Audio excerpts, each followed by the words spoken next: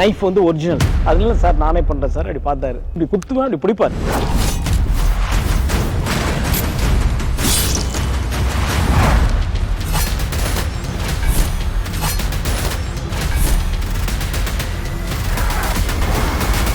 Jailer unlock super star Rajinikanth അഭിനയിച്ച mega block buster ചലച്ചിത്രം ജയിലറിന് പിന്നിലെ കഥ സബ്ടൈറ്റിലിനോടൊപ്പം നിങ്ങളുടെ സൺ നെക്സ്റ്റിൽ മാത്രം കണ്ടാസ്വദിക്കാം. ഇപ്പോൾ തന്നെ ആപ്പ് ഡൗൺലോഡ് ചെയ്യൂ.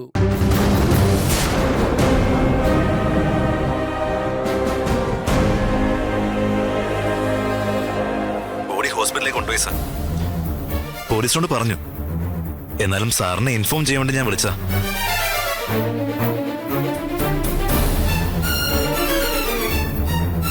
എന്താ ഇങ്ങനെ സംഭവിച്ചെന്ന് മനസ്സിലാവുന്നില്ല സാർ. സൈറ്റ് തുടങ്ങിയപ്പോ തൊട്ട് ഓരോ പ്രശ്നങ്ങളാണല്ലോ സാർ. ഒരുപക്ഷെ എന്റെ അമ്മാവൻ പറഞ്ഞ പോലെ. പുരുഷോത്തമ, ഞാൻ വേറൊരു ജോലിയിലാ. Okay sir. ഇതിന്റെ കാര്യങ്ങളൊക്കെ നമുക്ക് പിന്നീട് സംസാരിക്കാം. വേണ്ട പ്രൊസീജിയറൊക്കെ ചെയ്തോളൂ. ശരി സാർ.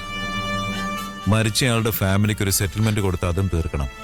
ശരി, ഓക്കെ സാർ. ഞാൻ ഫോർമാലിറ്റീസ് തീർത്തോളാം. Okay sir.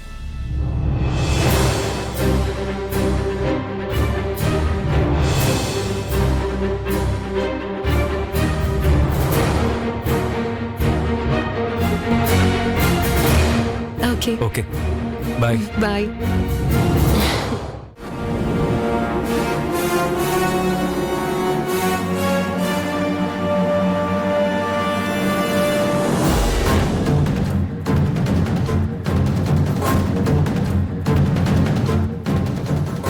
അച്ഛാ,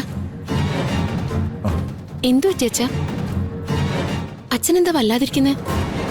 ഒന്നുമില്ല മോളെ. അല്ല, അച്ഛന്റെ മുഖം കണ്ടാൽ അറിയാം. നന്ദ ഇവിടെ വരുന്നതിന് മുമ്പേ അച്ഛന്റെ മുഖത്തുണ്ടായിരുന്ന സന്തോഷം അവനെ കണ്ടതിനു ശേഷം കാണാനേ ഇല്ല.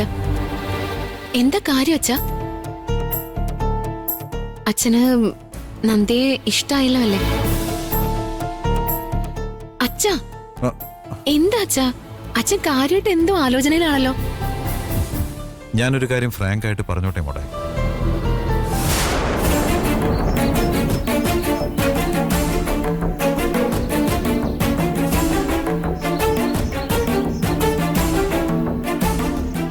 അച്ഛാ,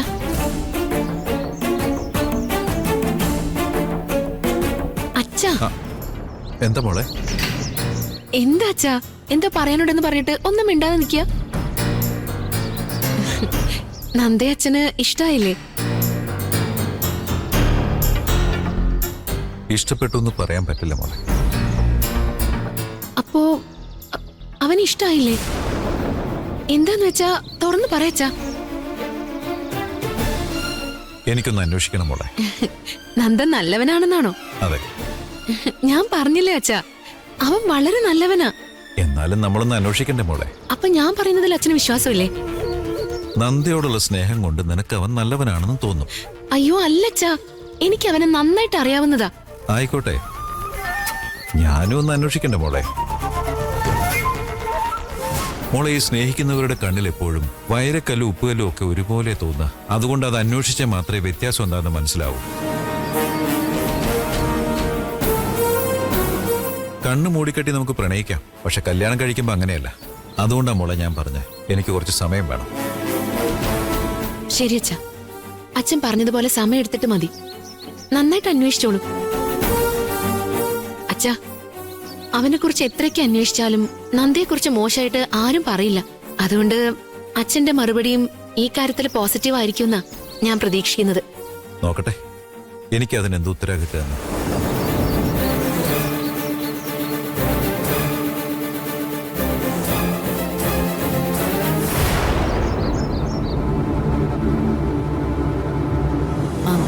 ദേവേട്ടാ,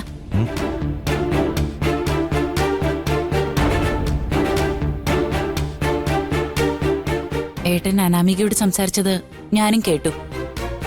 പറയുന്ന കേട്ടാ തോന്നും ഏട്ടൻ നന്ദയെ കൊണ്ട് അവളെ കല്യാണം കഴിപ്പിക്കുമെന്ന്. നന്ദയെ ഏട്ടൻ ആദ്യം മുതലേ ഇഷ്ടമല്ല. അതെന്തുകൊണ്ടാ ദേവേട്ടാ? മുമ്പൊരിക്കൽ നന്ദ ഇവിടെ വന്നപ്പോ അവനെ ഇറക്കി വിടാൻ പറഞ്ഞ ഏട്ടനാണോ ഇപ്പോ സ്വന്തം മോളെ അവന് കല്യാണം കഴിപ്പിച്ചു കൊടുത്ത് ഈ വീട്ടിലെ മരുമകനാക്കാൻ പോകുന്നത്? പറയ് ദേവേട്ടാ, എന്തുകൊണ്ട് ഏട്ടന് നന്ദയോട് അത്ര വെറുപ്പ്? ദേ നോക്ക് മഞ്ജരി, നീ ചോദിക്കുന്ന ഒരു ചോദ്യത്തിനും എന്റെ കയ്യിൽ ഇപ്പൊ ഉത്തരവില്ല. ഞാൻ ആകെ കൺഫ്യൂസ്ഡാ. ആ കൺഫ്യൂഷൻസ് മാറുന്ന സമയത്ത് വേണ്ട ഉത്തരങ്ങളും കിട്ടും. അതുവരെ നീ എന്നോടൊന്നും ചോദിക്കാൻ നിൽക്കരുത്.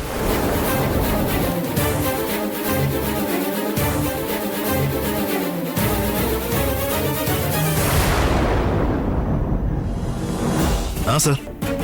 തന്റെ മാമനെ എനിക്ക് എത്രയും വേഗം കാണണം. അദ്ദേഹത്തെ കൂട്ടി ഒന്ന് വീട്ടിലേക്ക് വാ. സർ എന്തു പറ്റി? എന്തെങ്കിലും പ്രോബ്ലം? വീട്ടിലേക്ക് വരാൻ പറഞ്ഞാൽ അത് ചെയ്യേ. വേറെ ചോദ്യങ്ങൾ വേണ്ട. ഞാൻ പറഞ്ഞതുപോലെ ചെയ്യേ. Okay sir.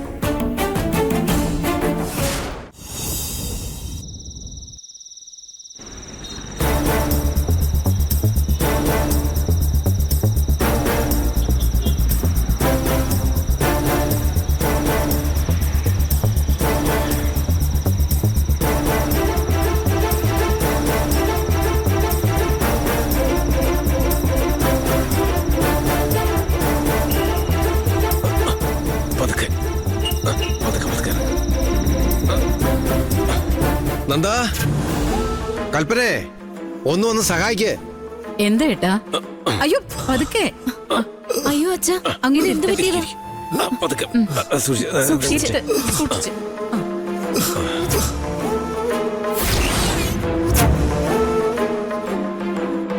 അച്ഛാ, ഇദ്ദേഹത്തിന് എന്താ പറ്റിയേ? ഫോൺ ചെയ്തപ്പോ പറഞ്ഞതല്ലേ? ഫോണിൽ ഹോസ്പിറ്റലാണെന്നല്ലേ പറഞ്ഞുള്ളൂ. ഇദ്ദേഹത്തിന് എന്താ പറ്റിയേ? എന്താ നടന്നേന്ന് പറയും. പരിഹാരത്തിന്റെ നാളെ നോക്കാൻ വേണ്ടി തുളസിയെ കാണാൻ ലോഡ്ജ് ചെന്നപ്പോ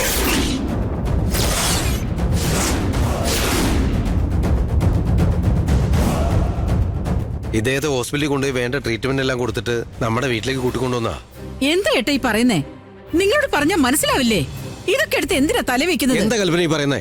ഇദ്ദേഹത്തിന് ഇവിടെ ഞാൻ മാത്രമല്ലേ ഉള്ളൂ. ഞാനല്ലേ ഇദ്ദേഹത്തിന് ലോഡ്ജിൽ റൂം എടുത്ത് കൊടുത്തേ. ഈ നാട്ടിൽ ഇദ്ദേഹത്തിന് ഇത്രയും ശത്രുക്കളുണ്ടെന്നറിയാൻ ഞാൻ എന്താ ജോത്സനാ? അതിന് എന്തിനാ ആവശ്യമില്ലാത്ത പണിക്കൊക്കെ പോയത്? എന്താ അമ്മ ഇങ്ങനെയൊക്കെ പറയുന്നേ? ഇദ്ദേഹം കാരണമല്ലേ അമ്മയ്ക്ക് മരുന്ന് അതെ, കിട്ടിയത്? പറഞ്ഞു കൊടുക്ക്. തല കേറത്തക്ക രീതി പറഞ്ഞു കൊടുക്ക്. നോക്ക്, നമുക്കൊരാൾ സഹായം ചെയ്തിട്ടുണ്ടെങ്കിൽ നമ്മളത് തിരിച്ചു ചെയ്യണം. അതാണ് മനുഷ്യത്വം എന്ന് മനസ്സിലാക്കുക.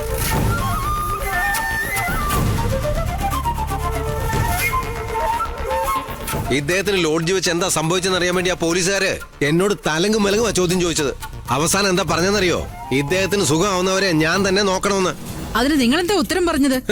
വേറെന്ത് പറയാനാ? ആ കാര്യം ഞാൻ ഏറ്റവും പോലീസുകാരോട് പറഞ്ഞിട്ട് ഇദ്ദേഹത്തെ ഞാൻ നല്ലപോലെ നോക്കിക്കോളാന്ന് സമ്മതിച്ച് കൂട്ടിക്കൊണ്ടിങ്ങി പോന്നു. വക്കാലത്ത് വേലാതിൻകുട്ടി ആരാന്ന് കരുതിയാ? നിങ്ങൾ ഒരിക്കലും നന്നാവില്ല. എന്താന്ന് വെച്ചാ ചെയ്യേ. എടാ മോനെ, ഇതിൽ ഞാൻ ചെയ്ത് തെറ്റെന്നാണെന്ന് പറഞ്ഞിട്ട് പോകാൻ പറ. അച്ഛാ, അമ്മയെ പറ്റി അച്ഛനെ അറിയാവുന്നതല്ലേ? വിട്ടേക്ക്. ആദ്യം ഇദ്ദേഹത്തെ ആ മുറിയിൽ ഒന്ന് കൊണ്ടുപോയി കിടത്തട്ടെ. വാടാ, വന്ന് പിടിക്ക്. പിടിക്ക്. വാടാ നന്ദാ, പിടിക്ക്. തുളസി നോക്ക്, എന്റെ വീട്ടിലേക്കല്ലേ വന്നിരിക്കുന്നേ. ഞങ്ങൾ നന്നായി തന്നെ നോക്കിക്കോളാം. നിങ്ങൾ ഒരു കാരണവശാലും വിഷമിക്കണ്ട.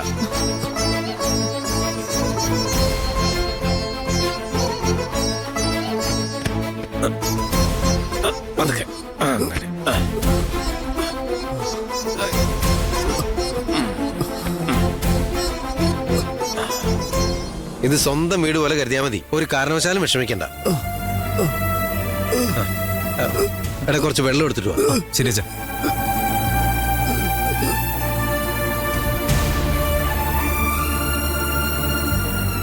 നോക്ക് തുളസി, നിങ്ങൾ ഒന്നുകൊണ്ടും വിഷമിക്കണ്ട. നിങ്ങളുടെ കാര്യം ഞാൻ ഏറ്റു. സ്വന്തം വീടാണെന്ന് തന്നെ കരുതിക്കോളൂ. നിങ്ങളുടെ സഞ്ചി ഹാളിലിരിപ്പുണ്ട്. ഞാൻ പോയി എടുത്തിട്ട് വരാം കേട്ടോ.